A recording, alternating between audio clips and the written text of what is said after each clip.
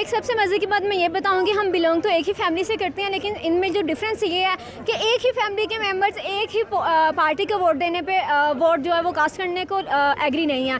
हम इसमें से कुछ जो है, मैं स्पेशली मैं जो हूँ वो मैं लीड करूँगी शेर को, नवाज शरीफ जिंदाबाद, और मेरी अपनी ही सगी फैमिली जो है वो मेरे अगेंस्ट है और वो लीड कर रही है PTI इमरान खान को। आप शेर को क्यों वोट दे रही हैं? क्योंकि शेर ने बहुत सारे काम किए हैं, मुझे नवाज शरीफ जो है नहीं ऐसा कुछ नहीं है, उसने जितने देर भी इधर हुकूमत की है उसने बहुत कुछ बनाया है, उसने मेट्रो बनाई है, उसने मोटरवे बनाई है, उसने इस्लामाबाद में सबसे बढ़कर उसने कश्मीर हाईवे बनाया है। नहीं देखिए जी, आप PTI को क्यों वोट दे रहे हैं? हम PTI को इसलिए वोट देंगे क्योंकि आज आप सबके सामने है सब कुछ, और अब कोई मतलब ये नहीं कह सकता कि नवाज शरीफ को इमरान खान ने रिश्वत दे के या इस तरह कुछ करके जो है जेल में भेजा है।